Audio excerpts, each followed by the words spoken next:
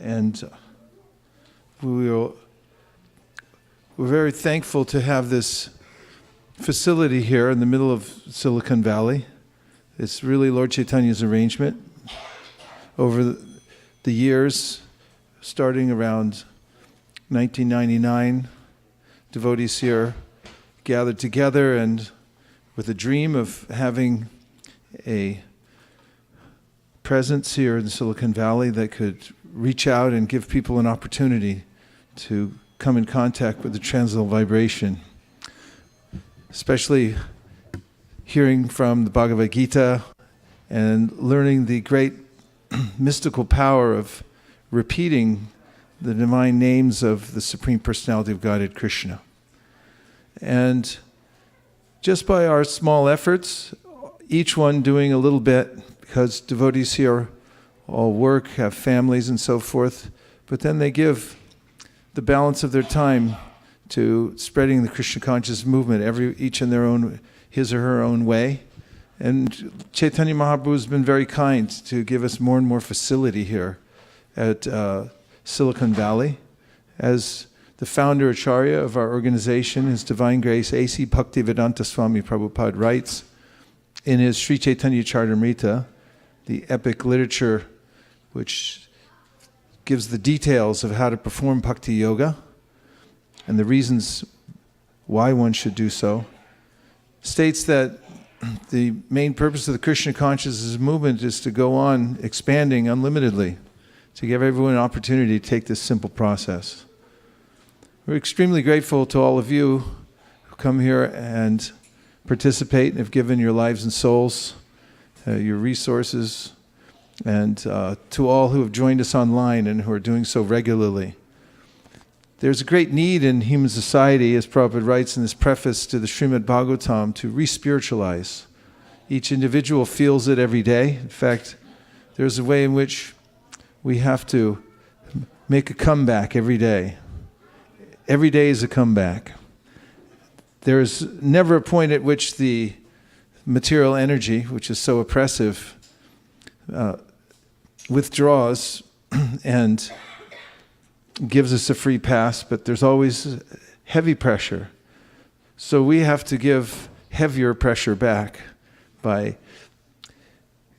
continuing the process of devotional service. And that's best done in the association of others who are enthusiastic about going back home, back to Godhead. Human life is really a practice. It's a short period of time, but it's enough to practice sufficiently in order to prepare oneself for a better next life. And the best of all is to get greater capacity for service in one's next life to the Supreme Personality of Godhead. So here we follow the tenets of the Srimad Bhagavatam as passed down to us by our founder Acharya. And one of those is to practice the direct processes of bhakti. One of the most important out of 64 items mentioned is the chanting of Hare Krishna. This is a method by which one can utilize one's tongue and ears and heart to repeat the names of the Supreme Personality of Godhead. And by so doing, the Shastra, the scriptures all say that one advances in spiritual life very handily. Sri Chaitanya Mahaprabhu especially mentions the process of Sankirtan or congregational singing of the holy names of God as the primary means for advancing in yoga in this present age of Kali Yuga. He says those who participate will cleanse their hearts, and he compares the heart to a mirror, and the mirror in material life gets covered over by dust and all kinds of grime, and we have a distorted vision of ourselves and the world. But when one participates in Sankirtan, repeating the names of the Lord, then the mirror is cleansed. This happens because of the unlimited potencies of the Supreme Personality of Godhead, who's known to be the Supreme Pure. And just as when one comes in contact with fire, one feels heat. So similarly, Chaitanya Mahaprabhu said, when you come in contact with the Lord's holy name, you'll also feel his potency in your own life. One of the ways in which it manifests is that we develop a sense of perspective of the world. We don't become overwhelmed by the complexities because we have some sense of detachment. And we also develop knowledge. And knowledge really means to see the difference between ourselves and our body.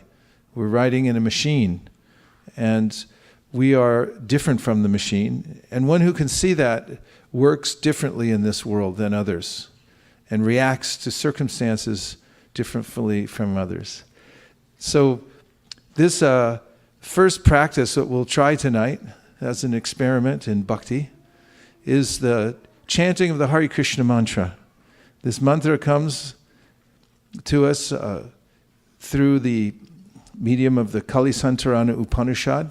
It's an eternal mantra, but this Upanishad especially proclaims that in this present age, one can overcome all obstacles by chanting the Hare Krishna Maha Mantra. So would you like to try it? Yes. I'm not convinced. Yes. Oh, all right. I'll begin by singing two invocation mantras. They're offering prayers to our founder Acharya and my spiritual master, His Divine Grace Vaisesika Bhaktivedanta Swami Prabhupada. After that, we'll sing a mantra called the Panchatattva mantra. Panchatattva are the expansions of Sri Chaitanya Mahaprabhu as Krishna himself, who come in the age of Kali. He appeared over 500 years ago in West Bengal to especially show us how to follow the path of bhakti. So God himself comes as a teacher. This is called his Acharya Lila. He sets the example for everybody. As Krishna gave instructions in the Bhagavad Gita for all to follow, Chaitanya Mahaprabhu comes in this age of Kali and shows how to follow the instructions of the Bhagavad Gita. And there are many of you out there today who are watching and in this room who have been practicing reading Bhagavad Gita every day, headed by our... We have a program headed by Gandharvika Radha, who's headed up this Chad program for many, many years and inspired people all over the world to continue chanting at least one chapter of Bhagavad Gita. So many of you are tuned in tonight, and many of you have sent in your names to indicate your success in following a Kartik Vrat by chanting at least one chapter of Bhagavad Gita every day during the Kartik. So congratulations to you, and I'll say more about that in a few minutes. Namo Om Vishnu Padaya Krishna Preshtaya Bhutale Shri Mate Bhaktivedanta Swami Niti Namine Namaste Saraswate Deve Gauravani Pracharine Nirvishesha Shunyavadi Paschatya Deshatarine Jaya Shri Krishna Chaitanya Prabhu Nityananda Shri Advaita Gadadhara Shivasari Gaura Bhakta Vrinda. Hare Krishna, Krishna Krishna, Hare Hare, Hare Rama, Hare Rama, Rama Rama, Hare Hare.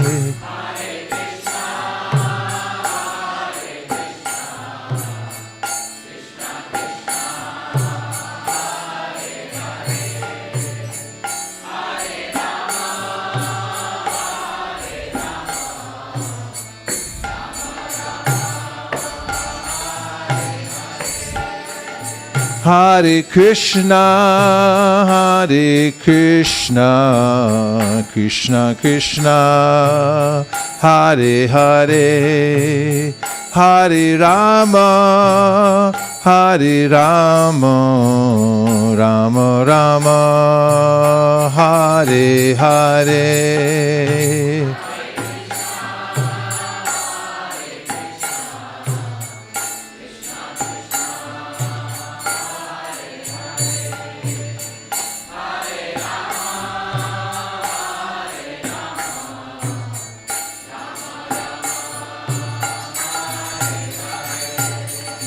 Hare Krishna, Hare Krishna, Krishna Krishna, Hare Hare, Hare Rama, Hare Rama, Rama Rama, Hare Hare.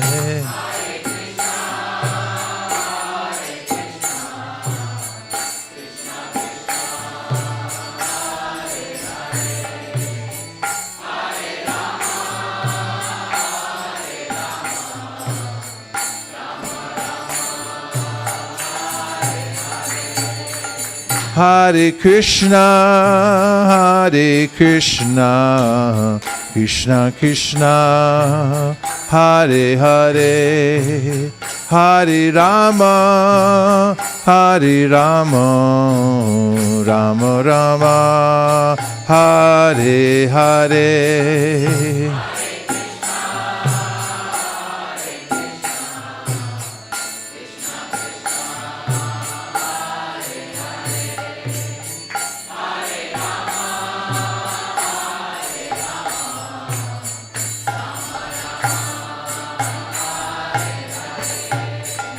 Hare Krishna, Hare Krishna, Krishna Krishna, Hare Hare, Hare Rama, Hare Rama, Rama Rama, Hare Hare.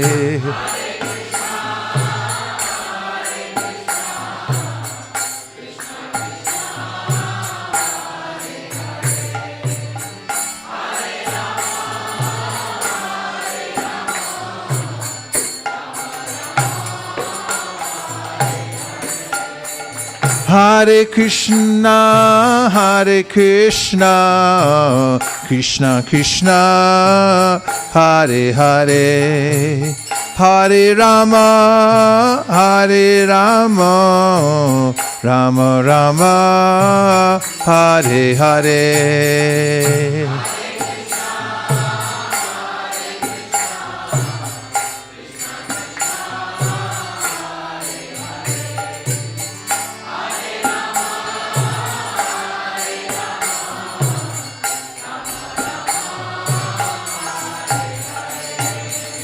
Hare Krishna, Hare Krishna, Krishna Krishna, Hare Hare, Hare Rama, Hare Rama, Rama Rama, Hare Hare.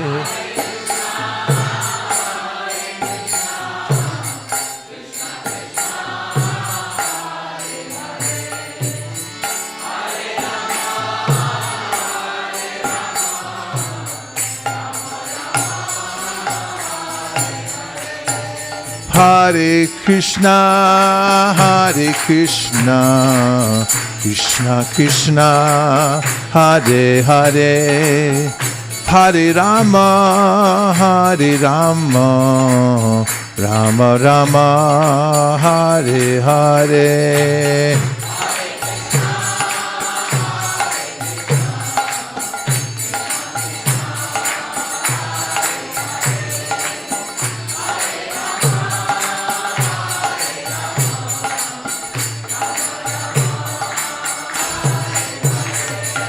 Hare Krishna, Hare Krishna, Krishna Krishna, Hare Hare, Hare Rama, Hare Rama, Rama Rama, Hare Hare.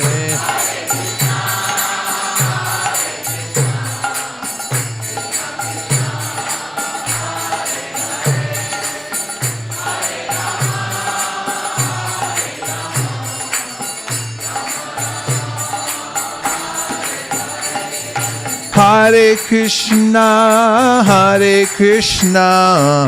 Krishna Krishna, Hare Hare, Hare Rama, Rama Rama, Hare Hare.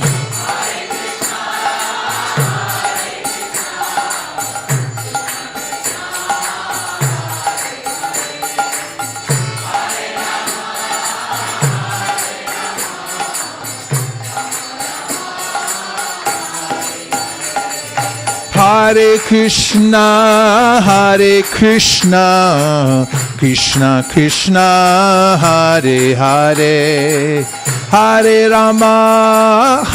Rama, Rama Rama, Hare Hare.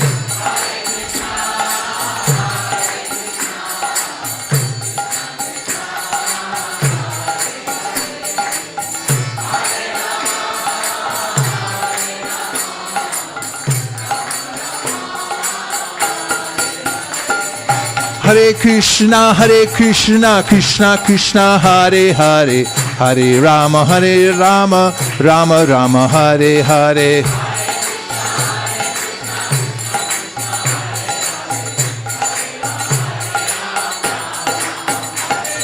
Hare Krishna, Krishna Krishna, Hare Hare, Hare Rama, Rama Rama, Hare Hare.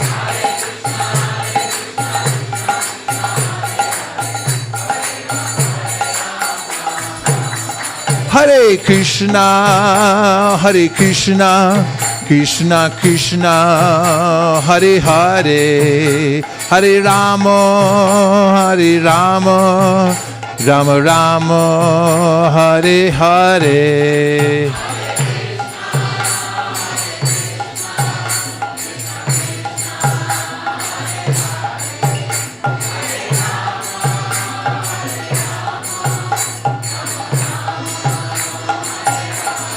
Hare Krishna, Krishna Krishna, Hare Hare, Hare Rama, Rama Rama, Hare Hare. Hare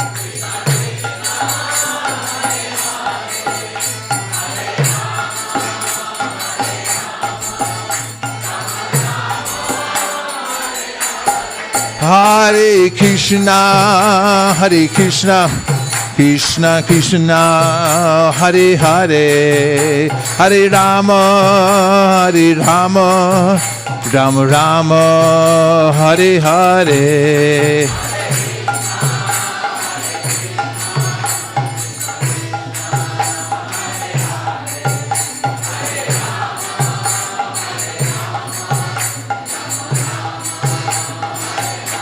Hare Krishna, Krishna Krishna, Hare Hare, Hare Rama, Rama Rama, Hare Hare, Hare.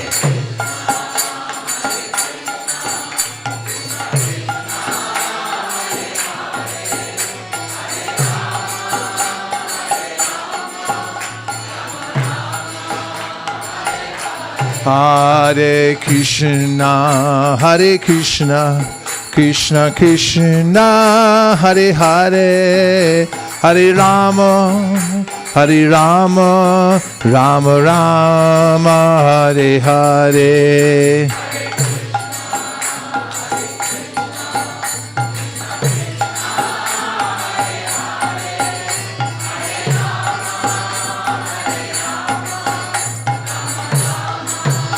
Hey, Hare Krishna, Krishna Krishna, Hare Hare, Hare Rama, Rama Rama, Hare Hare.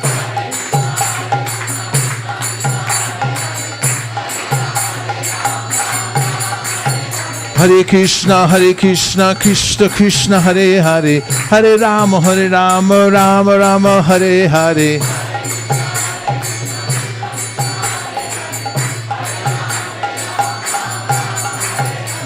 Hare Krishna,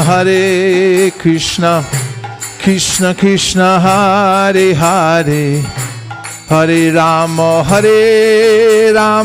Rama Rama Hare Hare.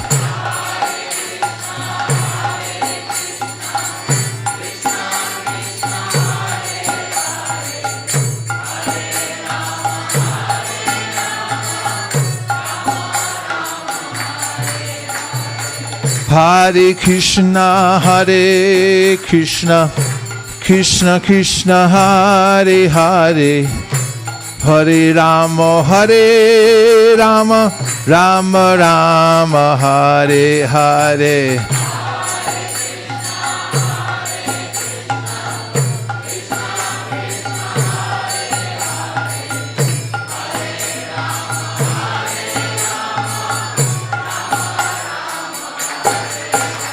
Hare Krishna Krishna Krishna Hare Hare, Hare Rama Rama Rama Hare Hare.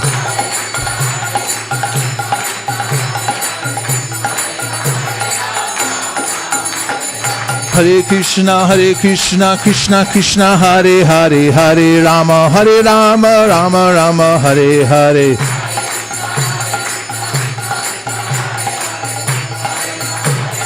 Nitai Gaur Hari Bol, Hari Bol, Hari Bol, Nitai Gaur Hari Bol.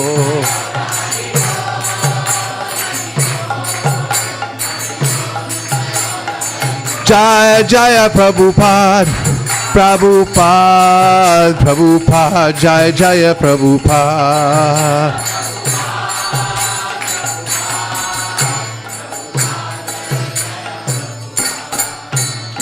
Nitai Gaur Premanande, Shri Harinam Sankirtan ki, Shri Harinam Mahamantra ki, Shri Harinam Prabhu ki, Go Premanande. Nitai Gaura Hari Bol, Hari Bol, Hari Bol, Nitai Gaur Hari Bol.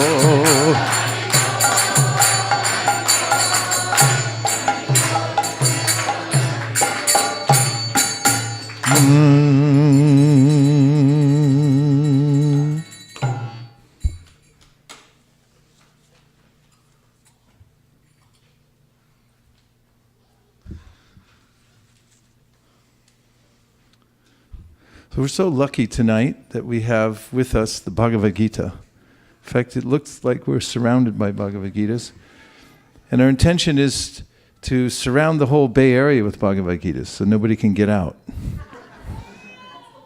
We're doing our best to inundate. When Yogeshwara Prabhu, one of the early translators of Srila Prabhupada's books into French, had finished one of his publications, he brought it to Srila Prabhupada. He felt a little timid to go in. There were some of the senior devotees with Prabhupada and managers and so forth, and Yogeshwara Prabhu, who's a great scholar and who's also is bilingual, went in with this new publication in French and showed it to Srila Prabhupada. And Prabhupada looked at the book and he said, "Inundate."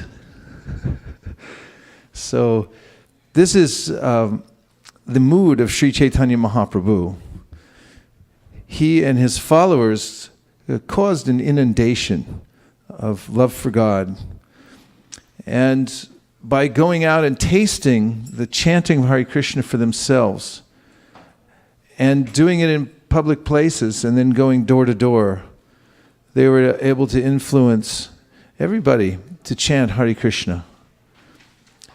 And that same mood of Sri Chaitanya Mahaprabhu and the same teachings have been passed down through the parampara, which means one after another, there are great souls who step up, who take on the same mood and the same teachings. They study them carefully, they apply them to their own lives, they realize it, and they pass it on to their students. And in this way, through many, many generations coming from Sri Chaitanya Mahaprabhu, there are thousands and millions of devotees who have taken up the process of bhakti as explained by Sri Chaitanya Mahaprabhu himself, who if one reads the Chaitanya Charitamrita, one will discover is none other than Krishna himself, who has appeared in the age of Kali in order to distribute a love for God.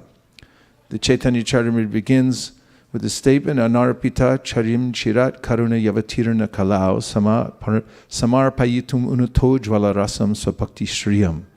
There's a way in which Krishna considers, after coming and teaching the Bhagavad Gita, that for a long time I have not brought the very specific information about my most intimate pastimes in the spiritual world. And therefore I'll go there and I'll set the example and I'll show everyone the process by which they can attain to the highest goal of life, which is spontaneous loving service to God. So Chaitanya Mahaprabhu and his associates didn't care for any boundaries. They didn't care where was a good place or bad place to distribute Krishna consciousness. They considered every place open, as do the devotees here at ISKCON Silicon Valley. They go here, there, and everywhere and consider, they hold the perspective as given to us in the Sri Ishopanishad, Isavasya midam sarvam yat kincha jagatyam jagat tena tyaktena bunjita magridha kasiswadhanam. Everything animate or inanimate within the universe is controlled and owned by the Lord. One should therefore accept only those things necessary for himself, which are set aside as his quota. One should not accept other things, knowing well to whom they belong.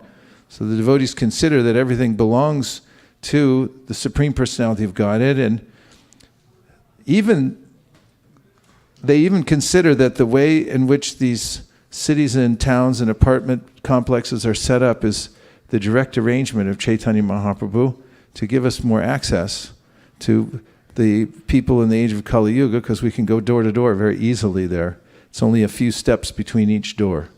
And we thank the Lord for setting this up for us so that we can do door to door very proficiently. And sometimes when the devotees are out in the city, a place where even the authorities aren't quite clear who owns what and what all the ordinances are, the devotees take the direct order of the Supreme Personality of Godhead to go here, there, and everywhere and distribute Krishna consciousness. Some of our devotees, for instance, Govinda Madhava Prabhu goes downtown. It's a confusing place. Sometimes you'll park your car there and it'll get towed away, and you wonder why, because the signs are ambiguous and the laws are ambiguous too. Policemen don't really know what's going on down there. They just make stuff up as they go along. So our Govinda Madhava doesn't take no for an answer. Sometimes they come up to his book table and they'll say, oh, you can't do that here. And he'll produce a permit that we have from the city of San Francisco. And he'll say, I'm sorry, but we do, and show that. And then if one of them says, and they have, oh, that permit doesn't apply here, he'll say, oh, no, we just talked to our lawyer. He said it's fine. And then they go away. So devotees are very convinced about the fact that the entire world is meant for spreading Krishna consciousness. They take Krishna's words seriously, and actually this is what it means to be a devotee. It means to take Krishna's words in the Bhagavad Gita seriously.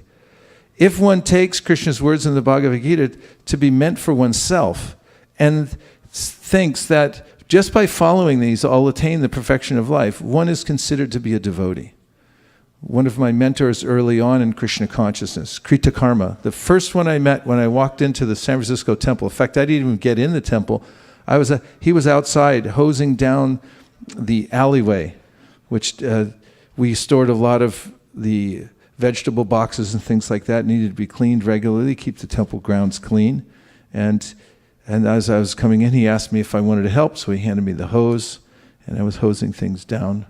And he used to take me around to a few places in the city. I'd go with him to buy vegetables, and also then on Sankirtan. And people sometimes would ask, well, who are you people? Because we didn't look like others. In the 1970s, people were growing their hair long, and we were taking all our hair off. And he would say something very sweet. He'd say, oh, we're devotees of Lord Krishna.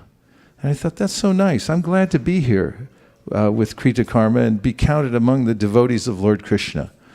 And if one simply becomes a devotee of Lord Krishna, then one's life will be happy. This is Krishna's advice in the Bhagavad Gita. It's so simple. He says, Manmana bhava madbhakto madhyaji mam namaskuru. Mami vaishyasi satyam te pratijani priyosime. Is basically saying a few simple things, which is, think of me and become my devotee and offer obeisances unto me and worship me. These are simple things that are very natural, and he tells the ways in which that one can do that. For instance, he says, Patram pushpam palam toyam yome bhaktya priyachati taraham bhakti paritam ashnami paritatmana. He goes as far as to say, if you just offer me with love and devotion, which means from the perspective that I'm a devotee of Lord Krishna, and therefore I offer everything to him.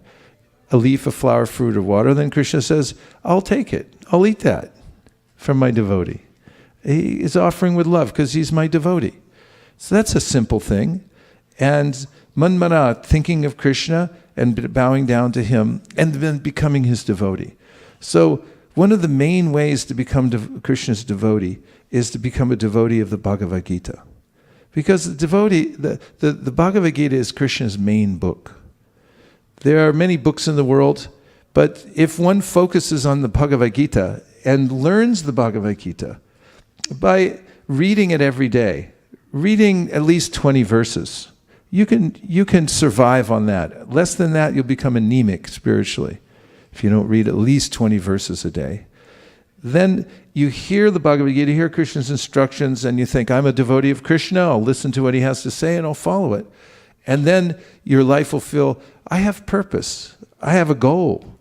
And this helps to overcome all the anxieties of life. Because there are many expectations that people may have of us that are unreasonable and are not really helpful. But the expectations that Krishna has for us are reasonable, and they bring the greatest result. One of the great secret teachings of the Bhagavad Gita, and Krishna says it's all teaching, all secret. He says, Raja Vidya Raja Kuhyam. This is secret because most people are so distracted that they can't take even 10 minutes to sit down and read the Bhagavad Gita. That's why it's so secret. Even though it's sitting right there. Even throughout India, Bhagavad Gita is everywhere. But if you ask somebody, what is Bhagavad Gita? And they'll say, I love Bhagavad Gita. What is it? And they'll say something very simple, like to indicate, I haven't read Bhagavad Gita.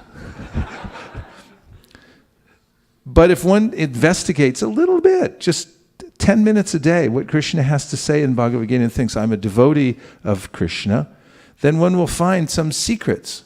And one of the great secrets that Krishna gives at the end of the Bhagavad Gita is that if you take it as your cause to teach Bhagavad Gita to others, to make sure that other people get a chance to read Bhagavad Gita, then Krishna says, there's nobody in this world that I like better. That's good information to have. How to get close to Krishna? Be a fan of the Bhagavad Gita. It's his book. He spoke it. And then go out and teach it to others. Teach it to whom? Anybody. Just go out and find places where people would like to hear about how to solve the problems of life. And they're all over the place. Everyone's trying to do that in their own way. And if you offer the simple solutions that come from the Bhagavad Gita, along with a copy of the Bhagavad Gita so they can take it home and read it, then you're doing work that Krishna says is the most dear to him, that makes you the most dear to him. So one of the services that we offer at ISV, ISKCON of Silicon Valley, in fact, all over the International Society for Krishna Consciousness, following the direction and in the footsteps of our founder Acharya, Srila Prabhupada, is to make Bhagavad Gita available to the whole world in as many places as possible. We see from time to time now that people are checking into hotels and motels in various places around the world and opening the drawer, and then they're shocked to see that there's a copy of the Bhagavad Gita sitting within the drawer. And this doesn't happen by accident. This is a deliberate attempt to inundate the world with the Bhagavad Gita. In fact, I was there when it started. One devotee came up to me. Well, I remember I was sitting chanting japa back in the old temple, and a devotee named Mayapur Bihari came up to me And he said, "Excuse me, I think I have something really urgent to tell you. Sorry to interrupt your japa." I said, "Okay, go ahead."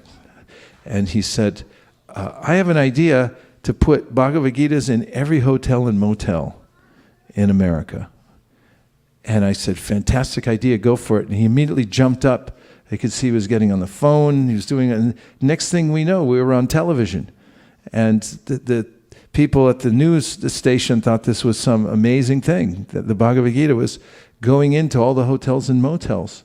And now, hundreds and thousands of books later, we're finding that people are seeing the Bhagavad Gita here, there, and everywhere in their motels. It's becoming famous.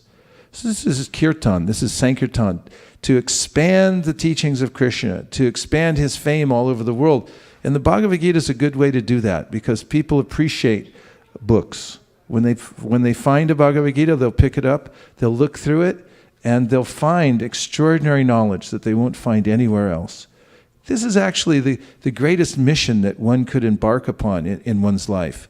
Even if you moonlight, even if you just do it a little bit at a time, and you connect yourself to this kind of work of expanding the Bhagavad Gita all over the world, you'll find that you'll have an extra impetus in life that you didn't have before. This is different from making advancement in any other kind of endeavor or any other kind of discipline to make Krishna's words available to people of the world. It has an impact greater than any other kind of work that one could do to help people, I would argue. And this is the theme of this whole month we have here in December at ISKCON of Silicon Valley, and that is to expand the reach of Bhagavad Gita all over the Bay Area. And institutions, we're putting motels, hotels, hospitals, in fact, all over North America, the Bhagavad Gitas are going out by the tens of thousands. This month alone, our goal is to distribute 20,000 Bhagavad Gitas just during this 1 month of December. And I want you to picture in your mind's eye, just for a moment, what happens when one person gets a copy of the Bhagavad Gita and puts it in his or her home. Are you imagining that? What do you see? What are you seeing? Get busy. But what specifically what things do you see happening when somebody gets a Bhagavad Gita in their home? Yes.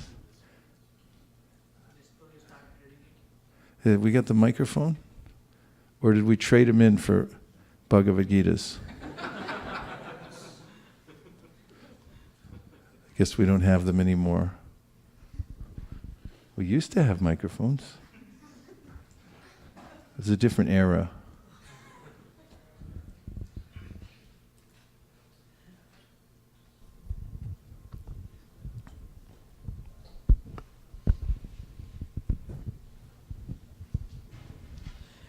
Most probably the person will think that I paid for it, so let me at least, read few pages.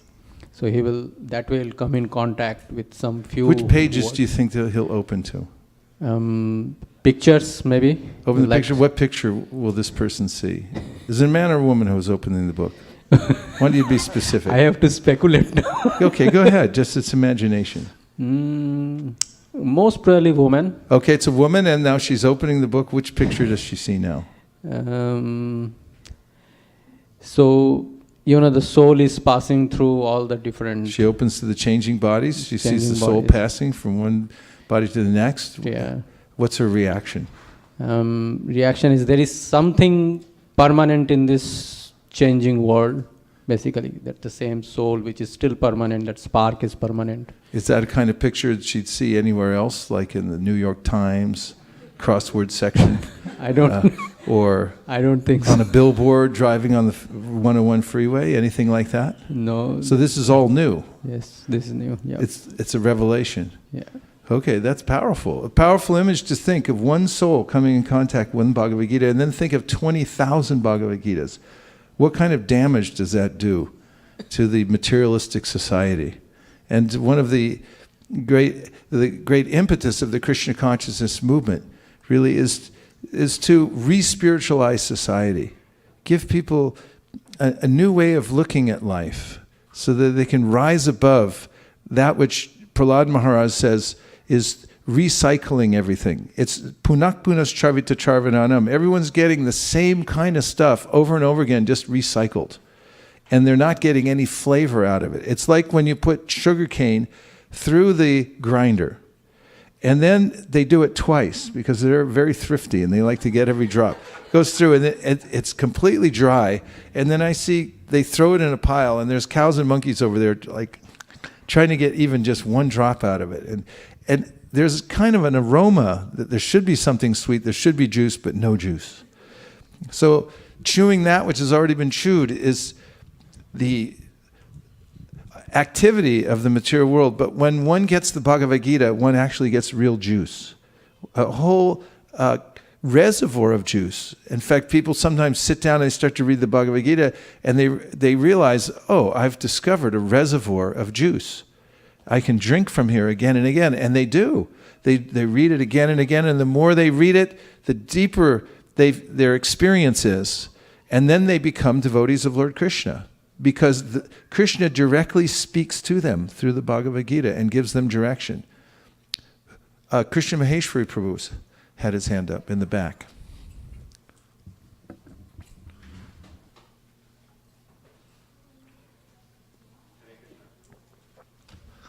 Hare Krishna. So I was also imagining that a man would open up that book and show the picture of the transmigration of the soul to his wife. And his wife would be wondering at first, does the soul only transmigrate for men? And then they would go and have a discussion and get deeper into the Gita as a result. Yes, and it's shocking too when people see it for the first time. I was in Montreal, Canada, and we were at a Rath Yatra, and we had set up an entire festival area, and I had a book booth right near the Changing Bodies exhibit. So this was a day before the Rath Yatra, and there were a few people walking around here and there. And a Canadian couple, locals, had strolled across the grounds, not intending to come across anything transcendental. In fact, probably hoping to avoid such things. And they came upon the Changing Bodies exhibit, hand in hand. And from my vantage point, I could watch their expressions and hear what they were saying. And so they looked at it for some time. And their countenances changed as they observed what was actually going on there. And the man said to his wife, "Let's get out of here." And he kind of pulled her, in a way they sort of made an escape because they had seen something that was so otherworldly and so directly confronting to their sense of reality that it was a stark realization I could see for them.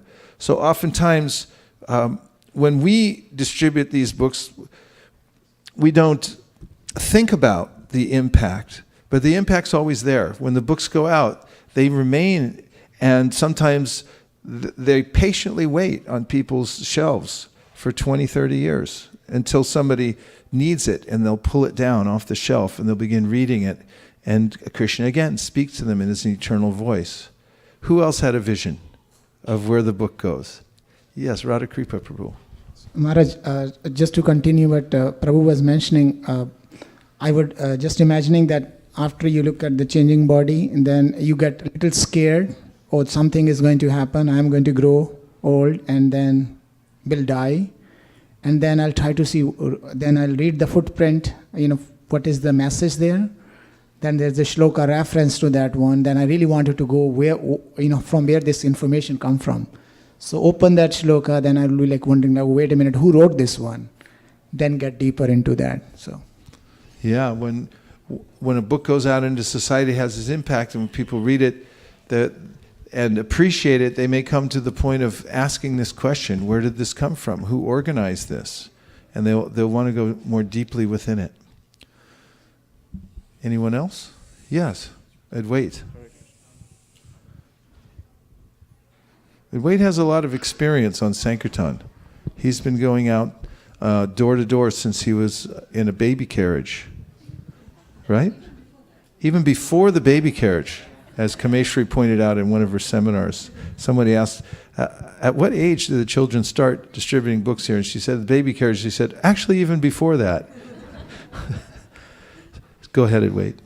So my vision was that so someone would flip open to the pictures and they would open to that yogi page where there's like a streak going to the moon, and they'd think, who is this guy? And at the reference, they'd go to the page sloka and they'd read the translation and say, so this is who this is.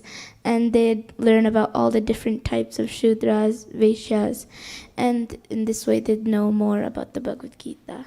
Yeah, it's a compelling picture, isn't it? The first time I saw in the Back to Godhead magazine the advertisement for Easy Journey to Other Planets. I was in high school at the time, and I thought that was a great idea. But people don't get offered opportunities to go to other planets, especially with an easy journey. So these are unique literatures, and there are ways to keep oneself occupied in this life, working and so forth, which is necessary to keep the body and soul together. But if one takes up the great activity of distributing Bhagavad Gita, then one will become well known, and one, even more importantly, will become known by Krishna. As he says, there's no one in this world more dear to me than the person who takes up the cause of teaching the Bhagavad Gita to others. So we can distribute the Bhagavad Gita and we can read it. And here's a list, a Chad report for Kartik 2017. These are dedicated devotees of the Bhagavad Gita all over the world. And for Kartik 2017, here's a performance summary. The number of devotees who registered on the website was 388. I mean, that takes some enthusiasm to actually open the computer, get on the website and say, I'm going to register for this. They're thinking, let me read the Bhagavad Gita. And then the number of devotees in the Chad Yahoo group, that's ongoing members, is 281 devotees. And the total devotees who reported their scores from Kartik was 87. So 61.9% are those who recited Chad every day. 25% missed a day or two. And 13.1% said, I recited a few times. So all of them are great souls. And then we have a list here of the Kartik Chad champions. That is, those who think that it's a good idea to read Bhagavad Gita every day. And the list goes on and on. I mean, look at these names of devotees from all over the world that connected to Chad. And these are just the ones that came onto the website and reported that they did it. There are others that are doing it.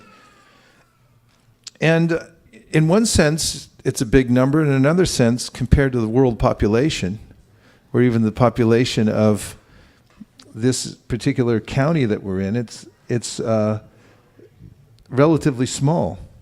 So we would like to increase the number of people reading Bhagavad Gita, appreciating Bhagavad Gita, because our theory is that when people take in the vibration of the Bhagavad Gita, their lives will become more productive. They'll become happier. They'll become free from anxiety. Let me give you some evidence from the Bhagavad Gita about how this happens.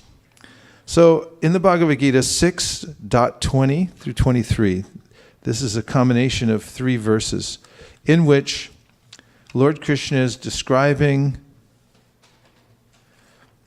the happiness that one gets from unburdening oneself from material association. Material association is described in the Srimad Bhagavatam to be like a person who's carrying around a heavy weight and doesn't have any place to put it down.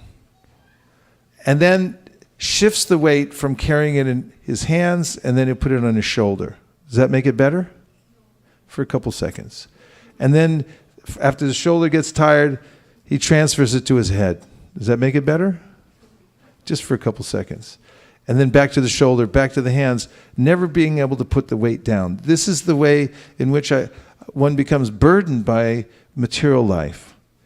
And there's a state of life called nirvana, through which one gives up the burden of the material world. It's a great relief. So this chapter is about yoga. This 6th chapter of the Bhagavad Gita is about yoga.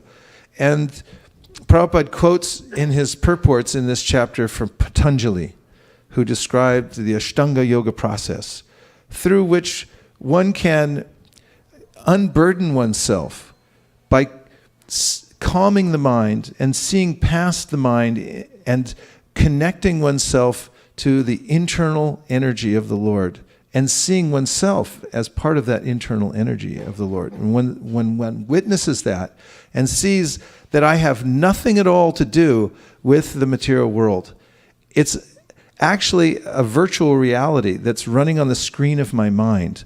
This is a kind of software of the mind that we need to interact, to connect our physical senses with the objects of the world. But it's only imaginary. And there's a way in which we burden ourselves by that misidentification, thinking that I'm part of this world and the things that are happening to me in this dreamlike state in the material world, virtual reality-like state, are actually consequential. But ultimately they're not, because we don't have anything to do with the material world. Asango hyayam purusha means that the soul has nothing at all to do with the material world. So here's the experience that a yogi has who is able to achieve this state of nirvana from the practice of yoga. In the stage of perfection called trance or samadhi, one's mind is completely restrained from material, mental activities by practice of yoga. This perfection is characterized by one's ability to see the self by the pure mind and to relish and rejoice in the self. In that joyous state, one is situated in boundless transcendental happiness, realized through transcendental senses. Established thus, one never departs from the truth, and upon gaining this, he thinks there is no greater gain. Being situated in such a position, one is never shaken, even in the midst of greatest difficulty. This indeed is actual freedom from all miseries arising from material contact. This is only the preliminary stage of happiness that one achieves by the practice of yoga. And another example given about our plight in the material world is that of being chased by a sinister person. You have to run away and try to find a place to hide. So imagine you're being chased by someone with ill intent, and you run and you're looking for places to hide, and finally you find a broom closet, and you go inside and close the door.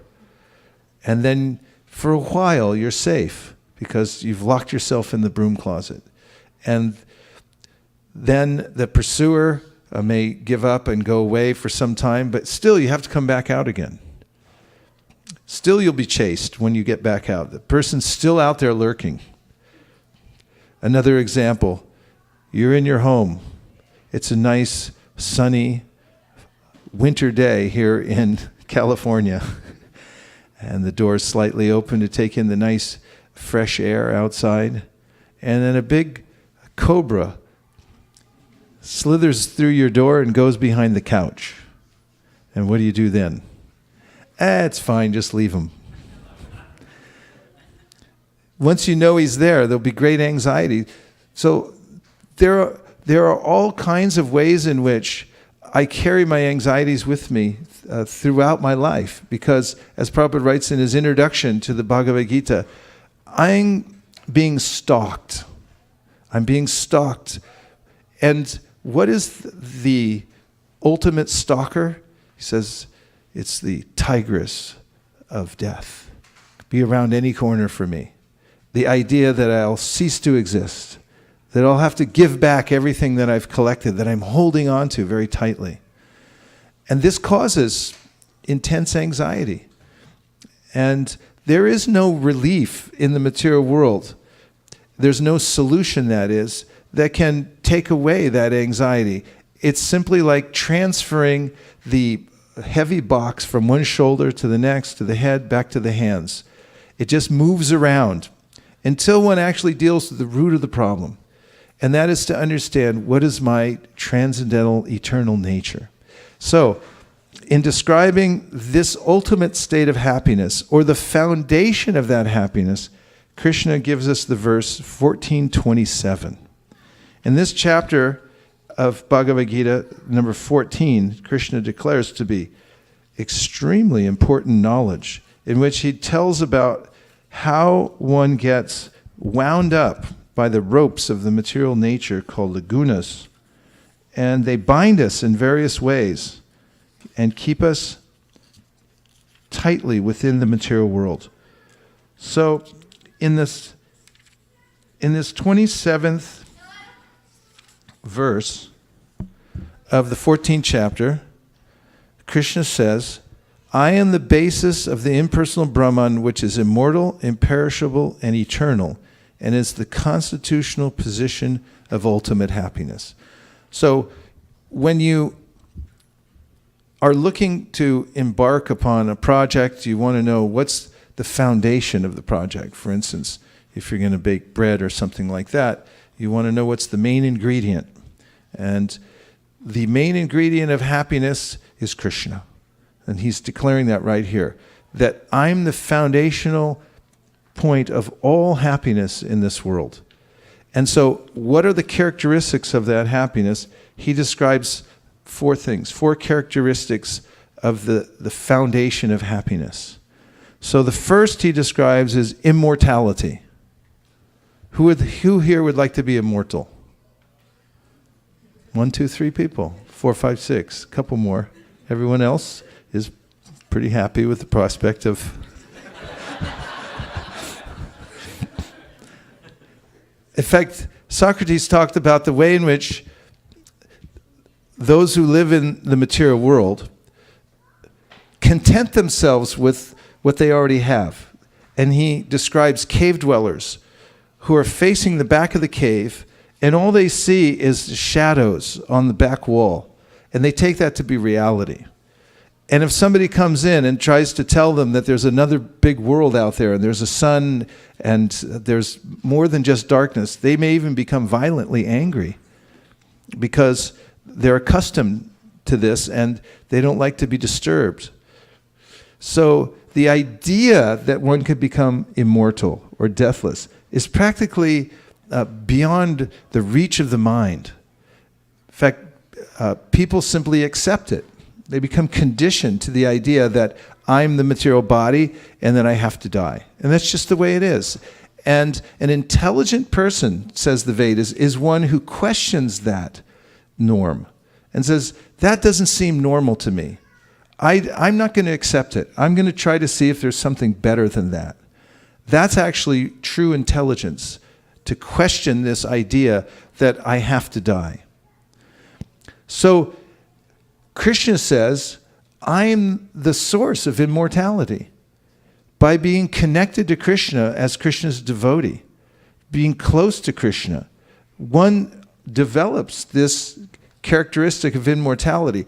Actually, it's not something we develop, it's something we already are, but we've forgotten, and we've become covered over, and our conception of life has become muddied. And I think that I'm this material body, and therefore the Srimad Bhagavatam says, Bhayam dvitiya binibeshatasyad. Fear arises. My whole existence is covered by fear. I was taking a walk this morning through the park. A beautiful morning. There was practically nobody there.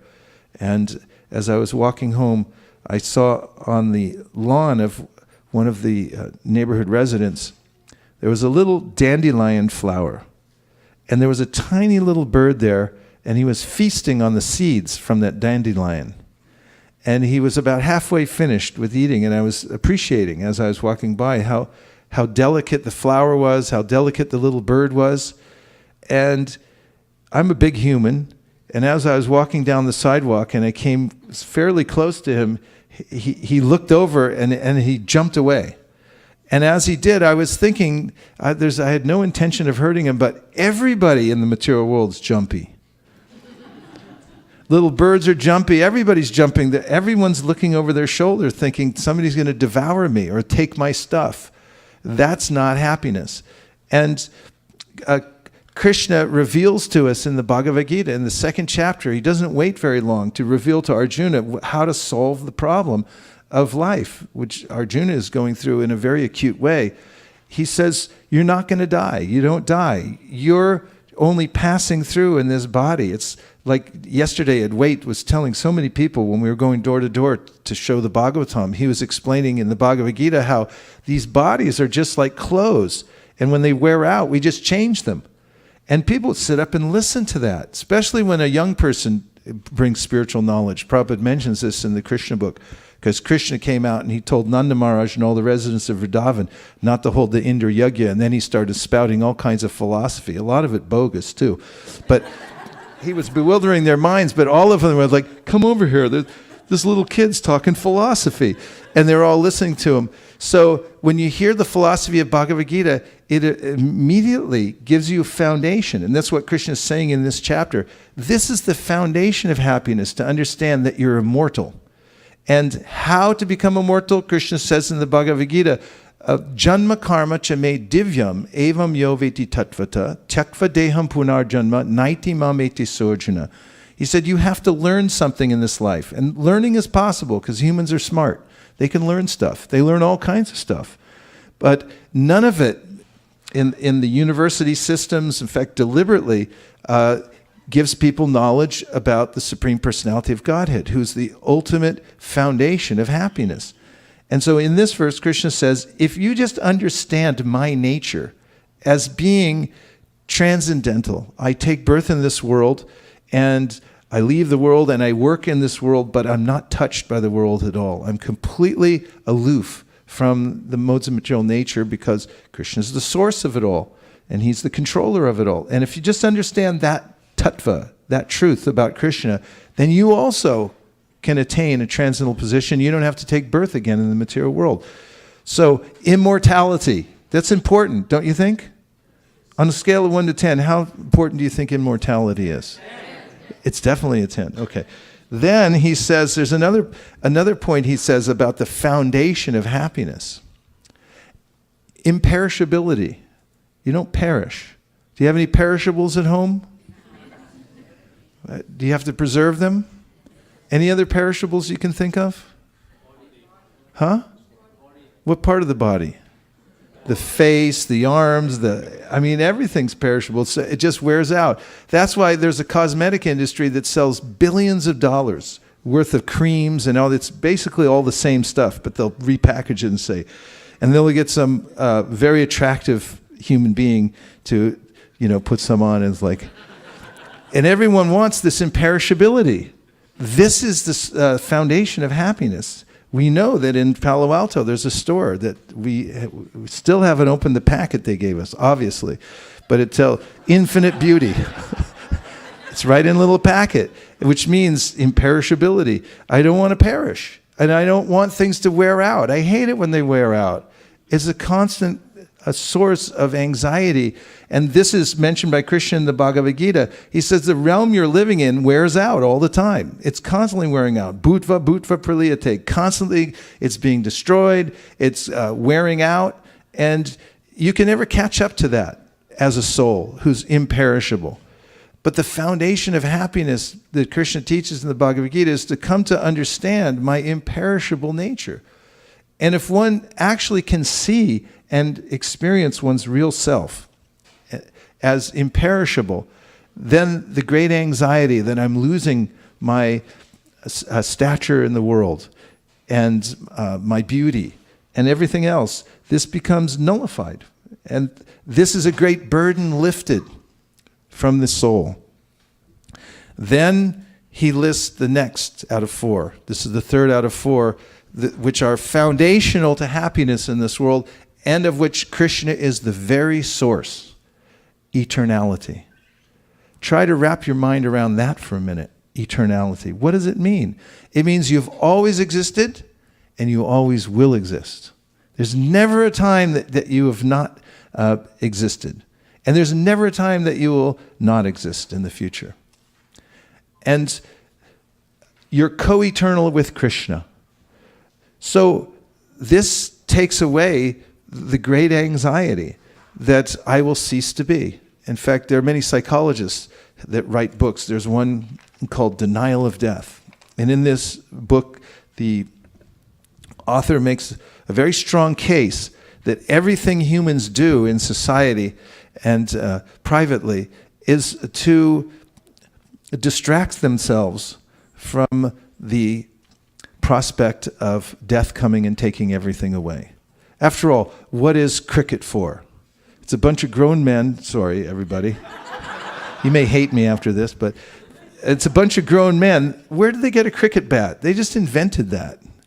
They made that up. Some guy was sitting there and found some piece of wood in the field, said, just smooth it out a little bit, Deepak, and he's like grinding it down a little bit.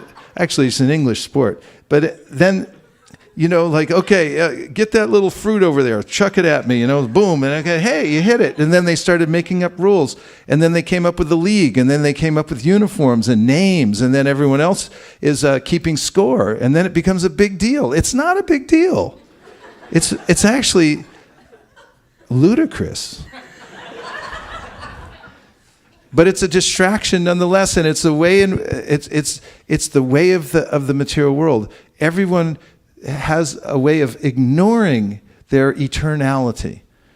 And the way they do that is by procrastinating. Instead of looking into the matter, instead of finding what is the foundation, what is the fountainhead of eternality, which is altogether possible. The Vedas are screaming it, saying, now's the chance. Atato Brahma Jignasa, now you have a chance. Ask about this question. Just ask. That's all you have to do. And you'll be informed. And people are like, no thanks. I didn't even want to ask the question. I'd rather distract myself unlimitedly through one inane activity after another in the material world, some of which are touted as being highly important. They're not. Asangohyayam Purusha, you have nothing to do with the material world.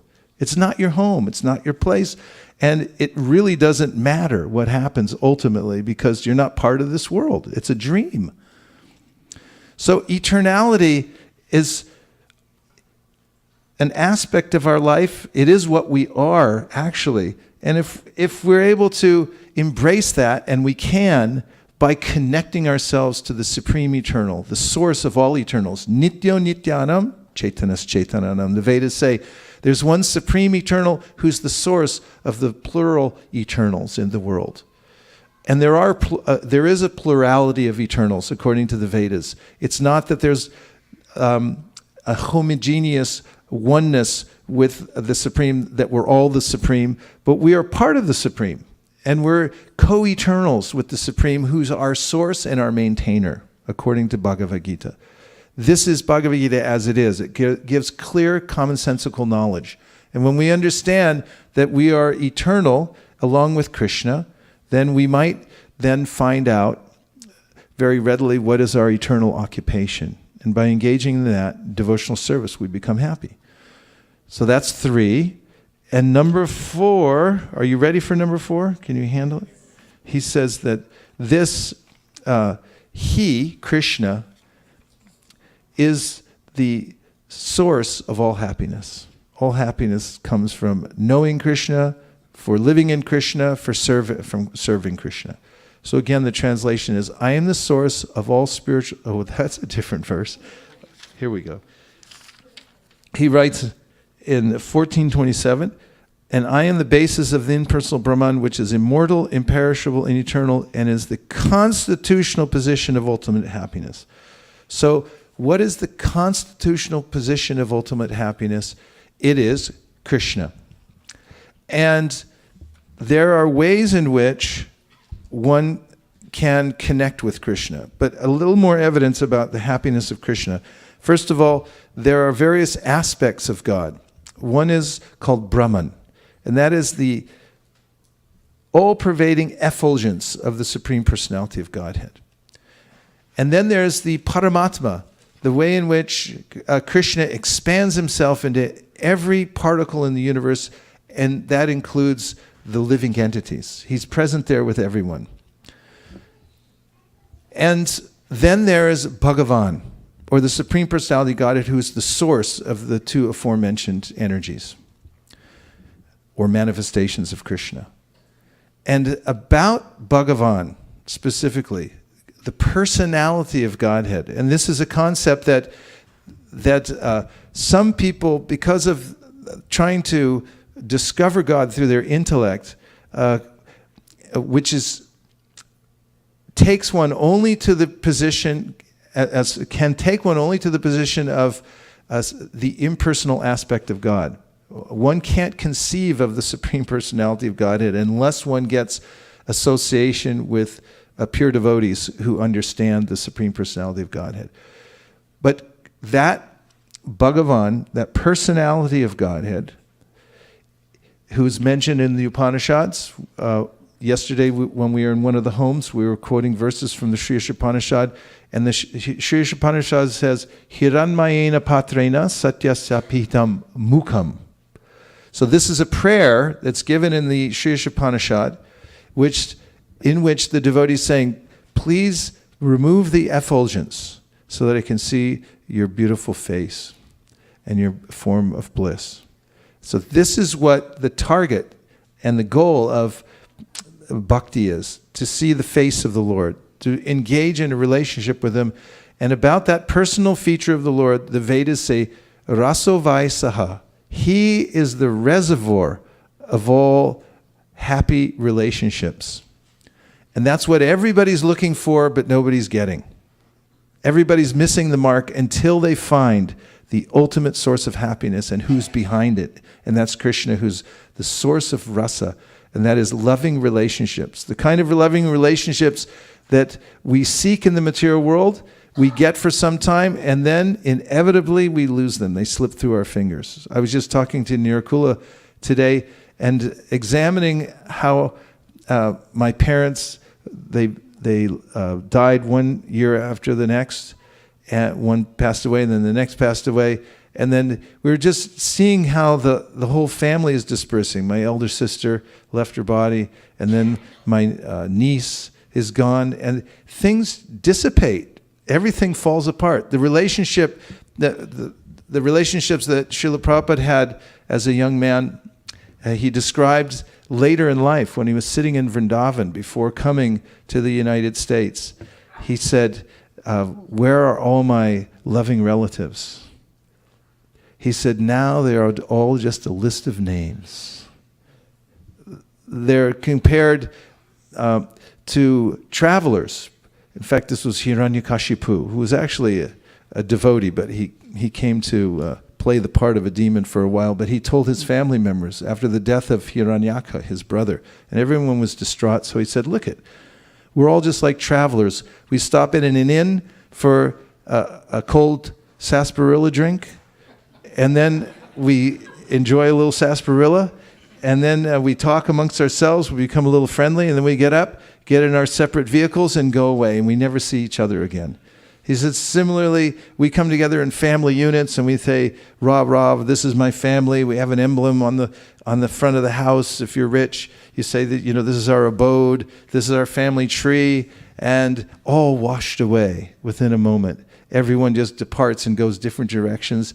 And the man in his next life becomes a woman. The woman in his next life becomes a man. Some people who are in their prime and they're thinking life's so good, and next life they become a kangaroo. And everyone's thinking this life is the all in all. But this is nonsense. It's actually nonsense. It's an insanity. And so Krishna consciousness means reality, and understanding that the source of all reality is, and the foundation of all is Bhagavan, Krishna, the personality of Godhead. So when one comes close to that personality of Godhead, then just by getting close, then this is the secret of bhakti. It may sound difficult to practice yoga or to keep up one's vows and so forth, but all you have to do is stay close to Krishna. Because, as Prabhupada writes in his purport to this verse that we're examining right now, he says, when a devotee approaches Krishna, there is an exchange of the 6 opulences. So Krishna has all the opulences. And when you just get close to him, then you start to take on all the opulences too. So the way in which to do that was taught by Sri Chaitanya Mahaprabhu. And that is just by repeating his names. Hare Krishna, Krishna Krishna, Hare Hare, Hare Rama, Rama Rama, Hare Hare. There Krishna is dancing on your tongue. So this is all just a tiny grain of sand, transcendental sand from the Bhagavad Gita. But there, in this world, are beaches in which you can't count the number of granules of sand. And similarly, you can't count the number of granules of transcendental wisdom that are within the Bhagavad Gita. One verse can sustain you throughout your whole life. And this is what we're distributing. And this is what we're taking in the Bhagavad Gita. And this is actually what everyone is looking for. Everybody wants immortality. Everybody wants imperishability. Everybody wants to have happiness. And everybody wants eternality. So it's available, and one has to know the science. And this is the primer. The Bhagavad Gita gives the short versions, just 700 verses in perfect sequence and perfectly described how anyone can attain these qualities and revive one's happy life. So these are the real keys to happiness, and most people in Silicon Valley have no awareness of this. They have fragmental knowledge at best about how to attain happiness. There may be wisdom nuggets that come even from Bhagavad Gita and other places, but the complete science is important for people to imbibe, to be able to read the whole Bhagavad Gita, to be able to hear how to apply it in their lives, and that's the panacea for all of Silicon Valley. So this is the most important mission in Silicon Valley. Other missions are going on to create faster chips. What other kinds of things are going on here? Faster chips, or have they already gone as fast as they can go? Can they go faster? And what else? What else do you get? GPU, yeah. Deep learning? Making machines learn, yeah. Now they're making robots and machines, and they're saying they're making the machines, but what are they going to say? They're going to say the same stuff that you hear from other people who don't know what's going on either. It's like, ask the machine. It's like, who programmed them? The same people that don't have knowledge. It won't ultimately help. What other kind of things are they developing here? Cars that drive themselves. And again, Prabhupada saw through this even in the 1970s. He said, look at the car's going on 4 wheels, the dog's going on 4 legs. He said, if the purpose is the same, there's no difference. It doesn't really matter how fast you go if you're going in the wrong direction. It doesn't help. What else? Internet what? Internet of Things, IoT. Everything can talk. And you can get things from any part of the world as quickly as you wish now. But although these are astoundingly amazing feats that people are performing technologically, because the foundation is not understood and the very purpose behind it is not understood.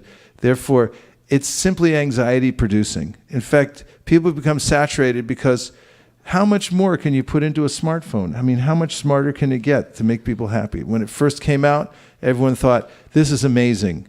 And now, whenever it comes out, another smartphone, everyone says, is that it? You mean I can only just talk to people all over the world and see their face and take it for granted, it becomes saturated. But when one connects to the spiritual energy internally, one never becomes satiated. There's never a point where we say, oh, that's not good enough. And that's in the very verse we read earlier. One thinks there's no greater gain, even in the very preliminary stage of advancement in the spiritual science. One has this overwhelming experience that there's nothing better than this. And it doesn't diminish with time. So,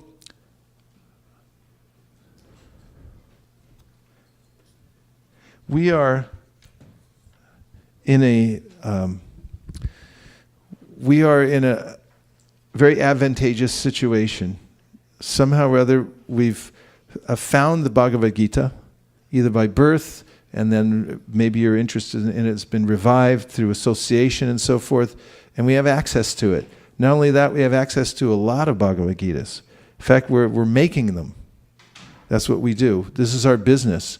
We produce Bhagavad Gitas, and we distribute them as fast as we can to as many people as we can.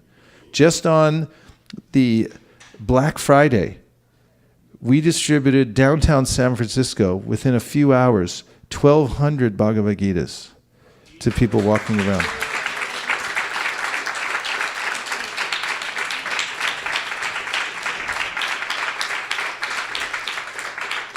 And from today, which is December 10th, until January 7th, we're going to distribute 20,000 more Bhagavad Gitas.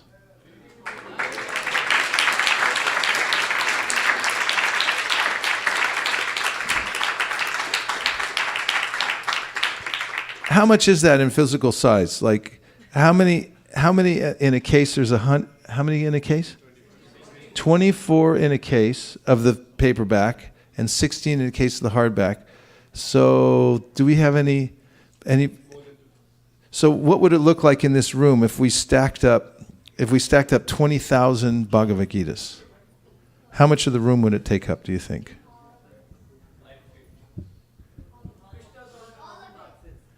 All of it, Vrindavan? The whole room? I mean, how many books are there? 47 each side. What are you, omniscient? It's like a savant. 47 each side. I want you to imagine what it looks like. It's a huge operation. The printing of the books, it takes, internally, it takes a lot of consideration. People take months. They have meetings, conference calls, all kinds of ways to find out how to just make the book. Then they have to find the printer. Then they have to deal with the printer. Then they have to ship the books. They come in huge air containers or on the sea, and they get delivered. Then they get on trucks, and then they come here. Then they end up in the front of the temple. Then they end up in the book room. All this takes devotee power, people moving books around the world. So this is a big operation, 20,000 books just in Silicon Valley. So you're all part of this. This is the part of it. And everybody, whatever part you take, you get credit for being in on this this enterprise, for inundating Silicon Valley with Bhagavad Gitas. Now we'll take a few reflections. That means anything that you've heard so far that's stuck in your mind. Yes. We have 2 mics or 3? We have 4. Okay, great. The way in which you explained how all relationships will be taken away, and how Prabhupada said that it's only a list of names, and how the relationship that we have with Krishna is a permanent relationship. It really helped me to realize that what to put our full efforts in, which relationship, and then everything else will be automatically fixed. So that helped me, brought me to my senses. It's a very important point. Perfect meditation. Think about developing one's relationship with Krishna. Thank you. Yes. And that can be done by bhakti, the practice of bhakti yoga. It's a simple process. Yes. Thank you, Prabhuji. I was remembered the 4 points that you told about happiness. Like many years ago, when I was hearing some of the lectures, it was said that some problem is a problem for one person, but it's something good for some other person. So the real problems are both old age, disease and death. And these 4 points today that you told seem to be the solution to those 4 problems, which was eternality, immortality, imperishability, and Krishna being the source of all happiness. Thank you. Those words, when they roll off your tongue, they sound so appealing. But there's a way in which I may hesitate to even entertain them, because I've been beat down so many times in the material world that the tendency, as Krishna says, vitaraga bhaya krodha. He says everyone in the material world has a psychological defect. When they hear about eternality, imperishability, ultimate happiness, and immortality, they think, not possible for me. Krishna says in the Gita, get over it. It's possible for you. Vitaraga bhaya, he said, give that up. Drop that psychological defect and realize this is possible for you. That's who you are. That's your birthright. And it's altogether possible for human beings. You can be happy that you've made it to this point where you can actually fully take in all this knowledge and attain these qualities that we're talking about. What else? Yes. Hare Krishna. Very By nice. the way, that's Mayapur Bihari. I was talking about him earlier. And Prabhuji, See, when you distribute Bhagavad Gita, you become famous. Everywhere in the world, people talk about Motel Gita, Motel Gita. I say, listen, it's Mayapur Bihari and Dilip Bai. They conspired to do this, and now it's all over the world. They'll be famous, not just in this life, but for generations. Everyone's going to know that. They want to know who did this, who started this.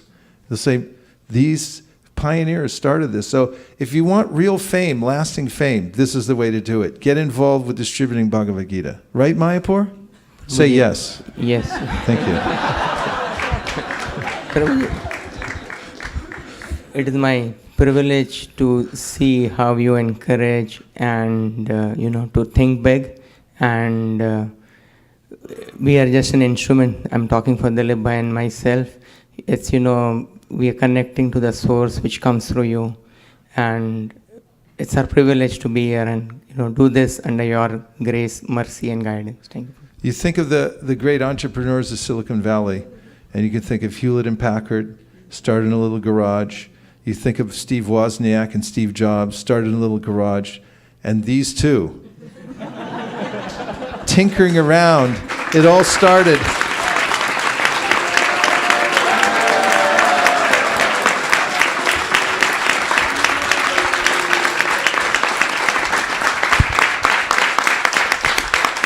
It all started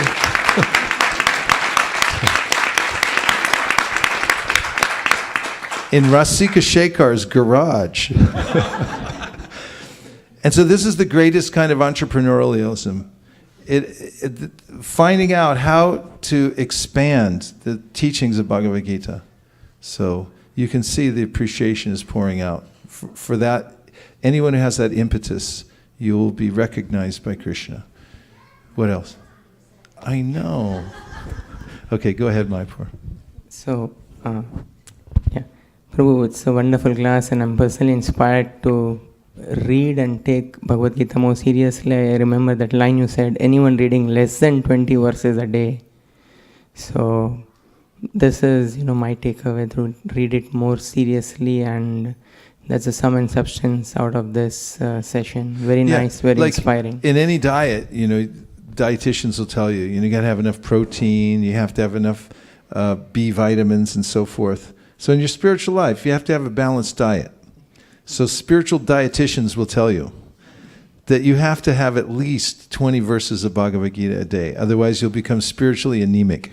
And people look at you, what's wrong with you? You're not getting enough Bhagavad Gita. I can tell. You take your Bhagavad Gita and then come back and talk to me, And they come back and they're like, hey, you look much better. What'd you do? It's 20 verses a day at least. Yeah. Thank you, Mayapur, from all of us. Yeah. Shraddha has devotees checking in from the internet. Everyone turn to the camera and say, Hare Krishna. Hare Krishna.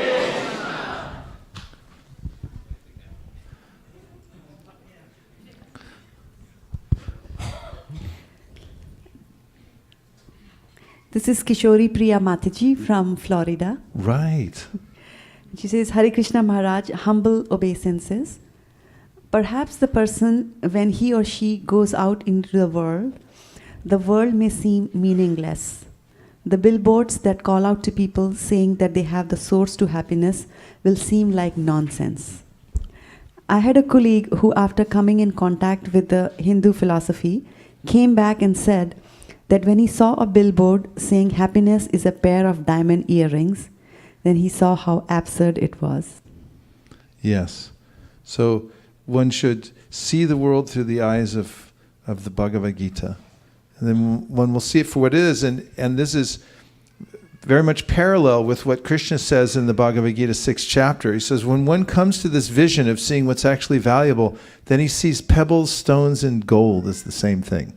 He's not enamored of the so-called valuable things of this world that you can't keep anyway. Chaitanya Mahaprabhu, when he went out with his associates, told them that just see how Krishna has filled up the universe with food and money, but each individual living entity can only get what is a portion to them. You can't get any more. You can try, but you can't get any more. So devotees realize the futility of trying to make a permanent settlement in this world, and they find the foundation in the Bhagavad Gita. What else? Yes, Bali Mardan Prabhu.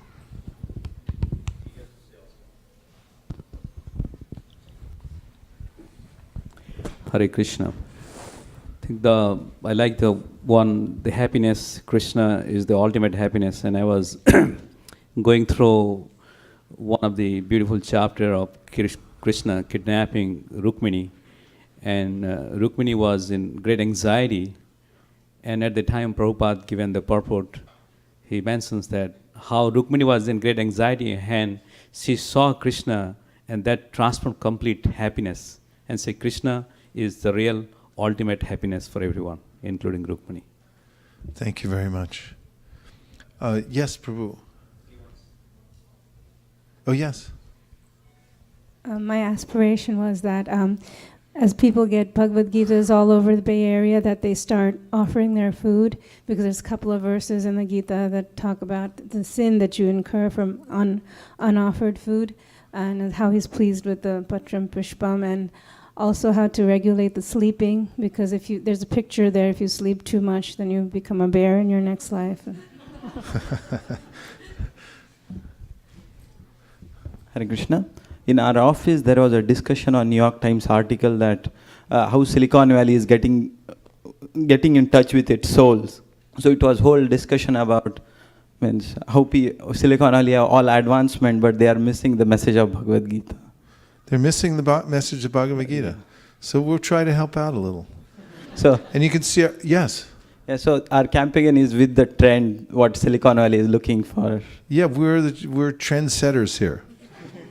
And the Krishna consciousness is on the cutting edge, because the other kinds of impetus and so-called progress that others are making, when they're not connected to the idea of us being engaged in devotional service to the Supreme Personality of Godhead, they become sources of anxiety. So everything should be connected to the Supreme Personality of Godhead, and in that way, all technology becomes valuable. Prabhupada used to give the example of zeros, and if you have a row of zeros, it's all zero. But if you put a 1 in front of all the zeros, then it becomes very valuable. So if you have a great and amazing creations, like the ones that are coming about here in Silicon Valley, and then you put Krishna in front of it, then you have something extremely valuable for the world. So we're not Luddites. We do not reject technology or anything else in this world, for that matter. The main point is yoga. Yoga means plus. Yoga means to add Krishna. And if you add Krishna, then everything becomes valuable. And when you take Krishna away, then it becomes zero again. So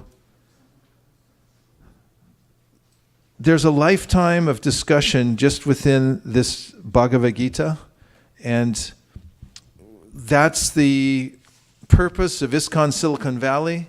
And our goal, starting today, December 10th, 2017, amidst all of the struggles that are going on in the world, is to do our part to distribute from today forward 20,000 Bhagavad Gitas in Silicon Valley in the next couple of weeks. What do you think? Possible? Yes. I think so. I think it's possible. I think what we've done over the last couple of decades here is develop an organization, a machine, if you will, that can actually put out 20,000 Bhagavad Gitas in 2 weeks. If we can do 1,200 Bhagavad Gitas in a couple of hours, in 2 weeks, we can definitely do 20,000 Bhagavad Gitas. What do you think? Yes. Say yes. Yes. Thank you very much. Now we're going to have a Kirtan. Kirtan is the singing of the names of the Supreme Personality of Godhead. And just by listening to associating with the names themselves, which are transcendental, one attains the state of yoga, or that is a divine connection with our original source, Krishna, the Supreme Personality of Godhead. Hare Krishna, Hare Krishna, Krishna Krishna, Hare Hare, Hare Rama, Hare Rama, Rama Rama, Hare Hare.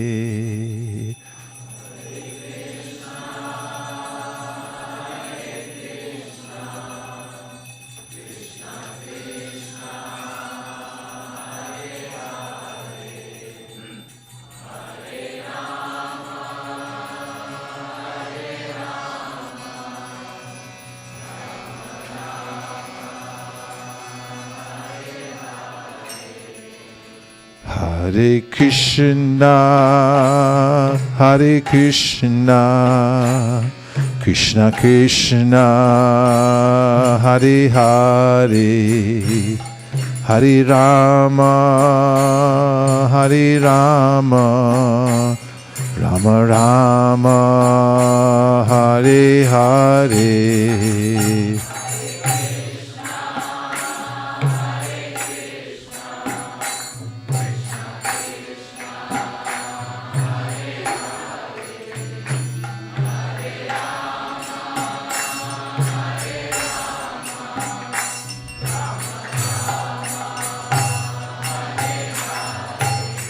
Hare Krishna, Hare Krishna, Krishna Krishna, Hare Hare, Hare Rama, Hare Rama, Rama Rama, Hare Hare.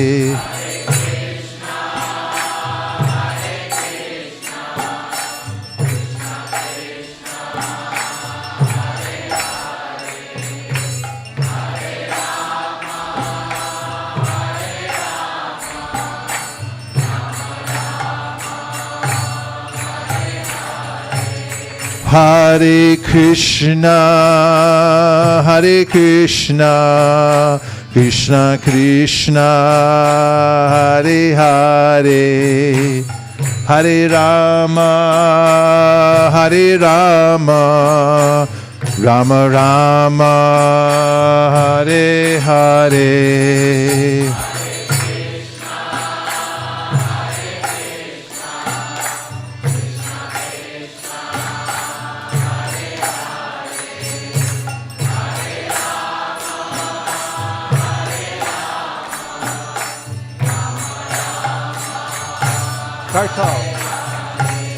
Hare Krishna, Hare Krishna, Krishna Krishna, Hare Hare, Hare Rama, Hare Rama, Rama Rama, Hare Hare.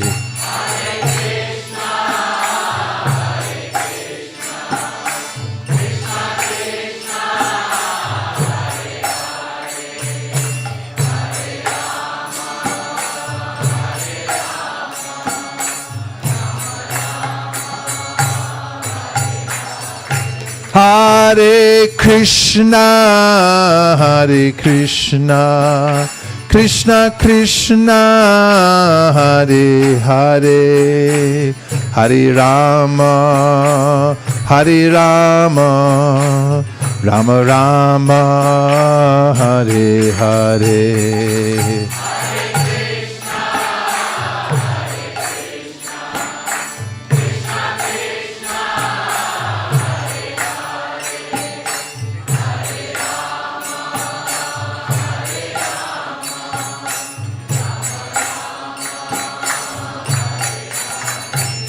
Hare Krishna, Hare Krishna, Krishna Krishna, Hare Hare, Hare Rama, Hare Rama, Rama Rama, Hare Hare.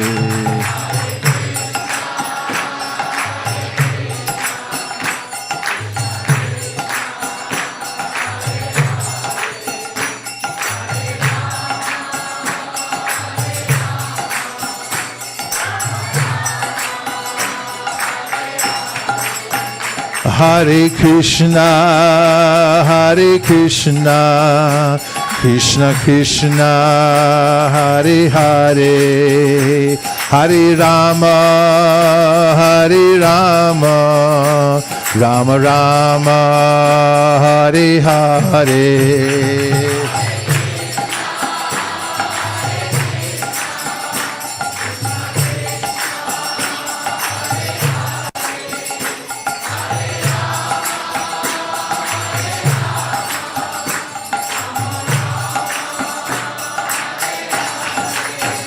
Hare Krishna, Hare Krishna, Krishna Krishna, Hare Hare, Hare Rama, Hare Rama, Rama Rama, Hare Hare.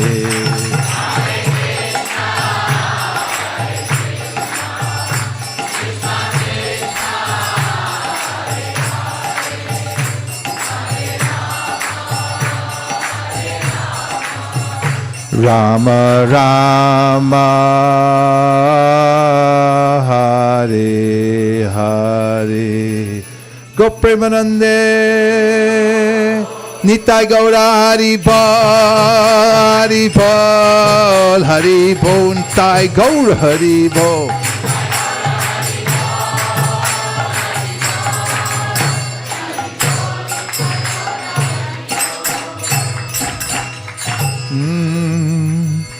We welcome Manmohini and Raghava, two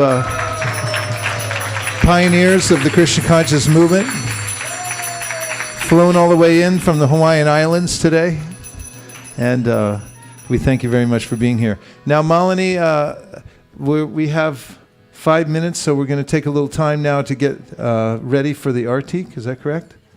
Yeah. Hare Krishna. Welcome everyone for this special Sunday Feast program. As you can see, we have something special tonight, right? We have Bhagavad Gita's here, Bhagavad Gita's there, Bhagavad Gita on the altar. So we are surrounded by Bhagavad Gitas, as we heard earlier today. And we are extremely delighted to also welcome back His Grace Vaisesika Prabhu and Nirakula Mataji from their recent trip. Haribol! Haribol!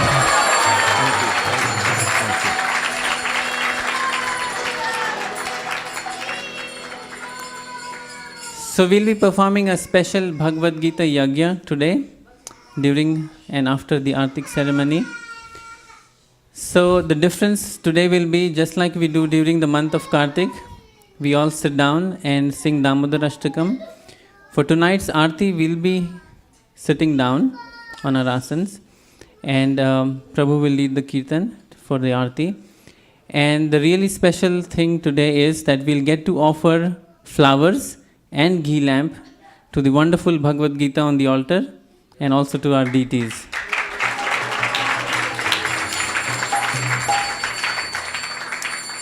So we'll form a queue which will go right behind me and around in front of the altar. Then we can exit from the door over there to the left of the altar and then come back and sit down again in the Kirtan and participate in this wonderful yagya tonight.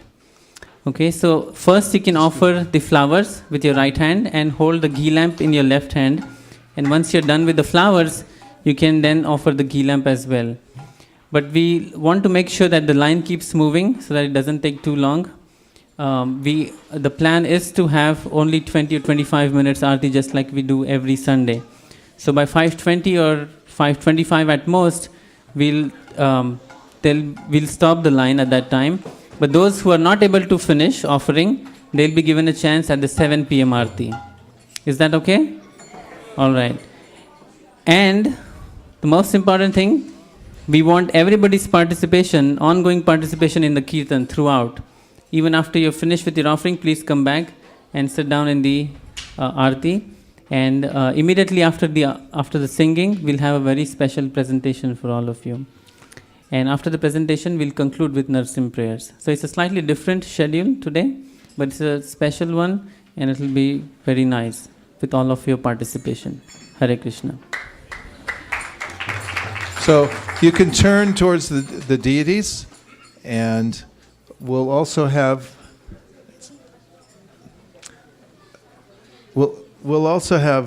Sudhir Madhava make sure that there's a space for everybody to come by and offer their lamp. Stay in your seats, just turn towards the deity. Yes. I'll stay here. Yes. Yes. Krishna willing.